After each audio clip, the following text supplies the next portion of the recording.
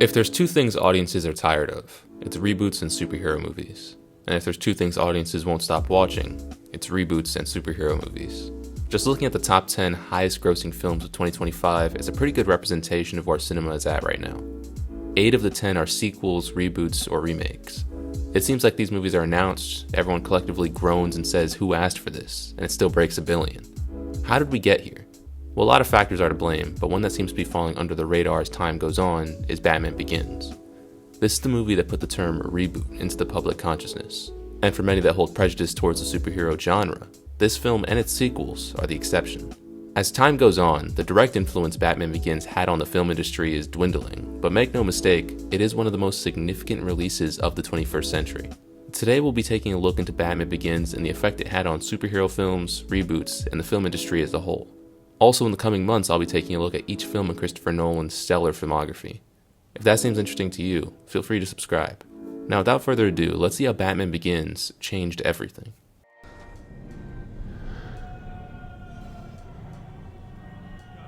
Did you have a dream? Nightmare? The character of Batman is almost 90 years old at this point. Because of that, many fans have vastly different ideas on what Batman should be. Personally, I grew up in a post-Batman Begins world, so to me, his stories were consistently dark and gritty. The character had a tragic origin story, and was far more serious than other heroes like Spider-Man or Superman. For anyone who was growing up before Batman Begins, however, he would be entirely different, on the big screen at least. In 1989, Tim Burton's Batman was released. It was actually pretty dark in tone and did well both critically and commercially. The sequel, Batman Returns, didn't do quite as well, however. This was largely due to controversy surrounding the film's subject matter. Many parents viewed it as too violent and strangely sexual. And honestly, they're right, Batman Returns is weird. I feel like a lot of movies fall into this trap of trying to appeal to both children and adults, and instead of succeeding at it, like Shrek for example, it instead feels like the writers couldn't decide who they were making it for. Because of this controversy, Tim Burton was fired and replaced with Joel Schumacher. Schumacher made Batman Forever, a campier, more lighthearted take on the Caped Crusader. And despite not doing extremely well critically, it was a financial success, so Schumacher was given another crack at it. This is what led to the now infamous Batman and Robin. Both critically and financially, it was a disaster. It made only slightly less than Returns, but it cost over double the amount to make. This almost completely killed Batman's presence on the big screen, and unfortunately, Schumacher's next project was looking to be the biggest, most expensive yet. It was initially titled Batman Unchained and was set to bring back each villain from the previous 4 movies. Naturally, Warner Bros. Canceled the project after the complete failure of Batman and Robin. Between 1997 and 2003, many ideas were pitched to Warner Bros. For a Batman sequel. Eventually, Nolan heard from his wife, Emma Thomas, about Warner's interest in the new Batman project. She mentioned it in passing to him because she figured he wouldn't be interested in doing it. This may sound crazy now, but at the time it made sense.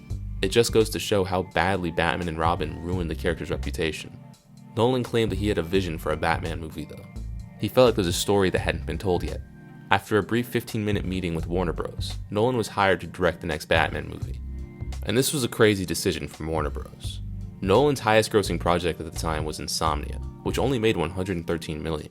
Now for Warner to give him the keys to the Batman franchise and a $150 million budget seemed insane.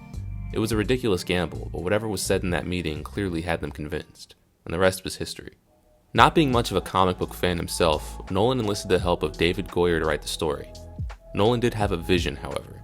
This project had to be an origin story, exploring the time between the death of Bruce's parents and his becoming Batman.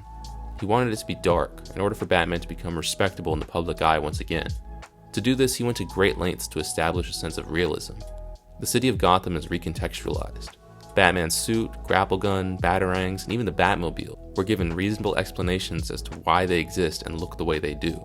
Despite this, the narrative still exists within a heightened reality, or as Nolan calls it, cinematic reality. Even though there is a noir aesthetic and morally complex narrative, Batman Begins doesn't skip out on the massive action sequences and set pieces that make comic book films what they are. One complaint Batman Begins gets a lot nowadays is that there's too much exposition, and I would be inclined to agree, but when considering the context in which it was made, the writing is understandable. Making Batman respectable was the number one goal in this production. Batman had to be reinvented after the travesty of Batman and Robin. The direction Nolan and Goyer chose was to ground Batman in reality. So long as that's the direction the narrative was going in, they had to commit to it, and they absolutely did. There's no larger-than-life elements in this story that don't have at least an attempted explanation. As with any comic book adaptation, however, the casting process was complex. Unlike most other comic book adaptations, though, this cast is near perfect. Christian Bale plays a convincing Batman and a flawless Bruce Wayne, which we'll discuss more later. Michael Caine is genuinely the perfect Alfred, and while we've had decent Alfreds since, none will top Caine's performance in this trilogy. It also helps that Alfred is given plenty to do in this story, as well as some of the best lines in the trilogy. In a similar vein is Lucius Fox, played by Morgan Freeman. He's one of the most likable characters in the trilogy, and Morgan Freeman does an excellent job in the role. Gary Oldman's performance as Jim Gordon is far too underrated throughout this trilogy in my eyes. He actually ended up being one of my favorite characters. Liam Neeson does a great job as well, but that's to be expected. Finally, in a movie full of great performances, Cillian Murphy's performance as Scarecrow still stands out amongst the rest. It's actually flawless. It's rightly disturbing while still delivering on the theatricality that the character should display. With the right cast, crew, and a studio that had unwavering confidence in Nolan's vision, it was only natural that Batman Begins would turn out the way it did. It released in June of 2005, and although not an instant hit financially, it was immediately recognized for its groundbreaking nature. Through positive word of mouth, the film eventually ended up becoming a financial success as well, although not nearly as much as the later entries in this franchise would be. That's a story for another day though. For now, what exactly was it about Batman Begins that captivated audiences and shifted the landscape of cinema as we know it? As a man, I'm flesh and blood. I can be ignored, I can be destroyed, but as a symbol, I can be incorruptible. Batman Begins, as the title suggests, is an origin story. And in the same manner in which Richard Donner's Superman made the character's origin a part of pop culture, Batman Begins did that for Batman. Although not pulled directly from the comics, it works really well for the story Nolan and Goyer are trying to tell here. And speaking of that story, I have to point out how technically sound it is. The opening acts build beautifully into the intense final act. Each plot point is foreshadowed, and this is so essential in a film like this. For the first hour and 40 minutes, we have a fairly grounded story, so when things start getting a bit less realistic in the final act, it needs to be believable. Since we've already been familiarized with concepts like hallucinogenic gas and microwave emitters, we aren't caught off guard when these serve as the premise of the climax. Another thing that makes this story more believable is Nolan's use of practical effects. If something could be done practically, it was. The behind the scenes for this film is truly jaw-dropping. They even went as far as to use real bats in certain scenes. Obviously for moments with a ton of bats like the iconic scene with Bruce in the Batcave, CGI was used, but it's still a beautiful scene. In fact, this whole movie is gorgeous. The establishing shots are great at displaying the atmosphere of Gotham, to the point that it feels like a unique city, despite being heavily inspired by Chicago. One complaint I do have regarding the visuals though is the fight scenes. I've seen people call out the choreography or the cinematography, but more than either of those, I think the editing is the problem. The cuts are simply way too fast, it's consistently disorienting. Now the choreography might be bad, and admittedly the camera placement and framing could have been better, but honestly I can't even tell because of how fast these cuts are. So maybe this was done intentionally to mask those issues. Back to the story though, since it is so focused on the titular character, it wouldn't have mattered how well written it was if the protagonist wasn't interesting. Both Nolan and Christian Bale have said that Batman is often overshadowed by his villains, and while I don't 100% agree, I do think that Batman has the most compelling rogues gallery in comics. With this story, Nolan intended to keep the focus on Bruce Wayne as much as possible. That's why Christian Bale's casting was so important. Nolan put it well when he said that Bale had the necessary balance of darkness and light. The Dark Knight trilogy is the only piece of Batman media to ever get me truly invested in the character of Bruce Wayne, and Bale's performance is a big part of that. He's able to switch on a dime from Batman to the billionaire playboy Bruce Wayne to the real Bruce Wayne, who shows weakness and even fear at times. Speaking of fear, that really is the central theme of this story. It serves as a benchmark with which we can follow our hero's progress. For example, at the beginning, Bruce cowers in fear of the bats, and this fear indirectly leads to his parents' death. Because of this, he links these two traumas together. His fear of bats and his guilt over the loss of his parents intertwine into one massive fear that he must conquer in this narrative. Goyer and Nolan have actually said they came up with a lot of the plot elements before deciding on the antagonists. This was done so that the story wasn't dictated by the antagonist, but instead that they would serve the narrative. Clearly that idea went out the window for The Dark Knight, and that absolutely works in that movie. But for Batman Begins, I think changing the villains to fit Bruce's character arc was the right call. As I mentioned, this story is about fear, and who could be a better choice than Scarecrow? a villain that sprays out a hallucinogen that makes you confront your worst fears. Ra's al Ghul is also a great choice, considering the spin they put on his character here. Also, I'm going to pronounce it Raz because that's how they say it in this movie. I know it's incorrect, but I also don't really care. A large part of Bruce's fears stem from his guilt over the death of his parents. By establishing Raz as a father figure for Bruce, it forces him to confront this fear head on. This connection is made especially obvious in the final act when Raz tells Batman not to be afraid, echoing Thomas Wayne's final words to his son. Bruce also has a fear of not making his father proud. It's actually Rachel telling him that his father would be ashamed that leads to the eventual creation of Batman. A moment I love actually comes just after this scene. When Bruce decides to go into exile, he gives his coat to a homeless man. Once he finally returns, 7 years later, during his first mission as Batman, he sees that same homeless man wearing his coat. Most people treat the scene as a joke because of the nice coat moment, but it's actually very important to the narrative. It bookends Bruce's transformation into Batman and signals to the audience that he really has become the symbol he hoped to be, incorruptible and capable of causing real change. As Carmine Falcone stated earlier in the film, Bruce will always fear what he doesn't understand. In Bruce's travels, he began to understand the criminal mind and no longer has any reason to fear. And then, as was mentioned, throughout the rest of the story, he gets over his fear of bats, his parents' death, and the fear of letting his father down. I'm also just now realizing how easily this story could have translated to Daredevil. His whole concept being the man without fear, and then having his origin story depict him getting over each one of his fears, that would have been great, but instead we got this.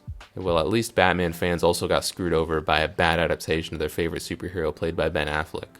Before moving on, there is one more plotline that satisfyingly comes full circle in the final scene. Early on in the narrative, Bruce states that he'd tear down Wayne Manor brick by brick. After Wayne Manor is literally torn down, however, he has to be comforted by Alfred.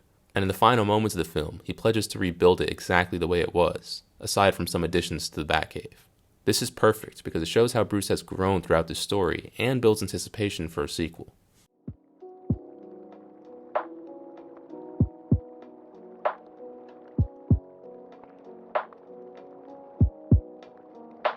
In the documentary on the making of the Dark Knight trilogy, it was stated that more so than making a Batman movie, they were making a Christopher Nolan movie. And that is evident, especially as the trilogy went on. The first act of Batman Begins actually has the non-linear storytelling for which Nolan is known for, and at times this narrative feels more like a noir than a typical superhero story. Despite that, we still get a massive, exciting set piece for the final act and plenty of explosions. This is what happens when a serious filmmaker is given the reins to a franchise they respect. And nowadays, DC is trying to recreate the same magic with Snyder's initial DC Expanded Universe, and now with Gunn's DC Universe.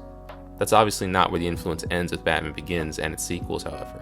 Of course, it propels superheroes even further into the mainstream, opening the door for things like the MCU, but it also popularized the gritty reboot.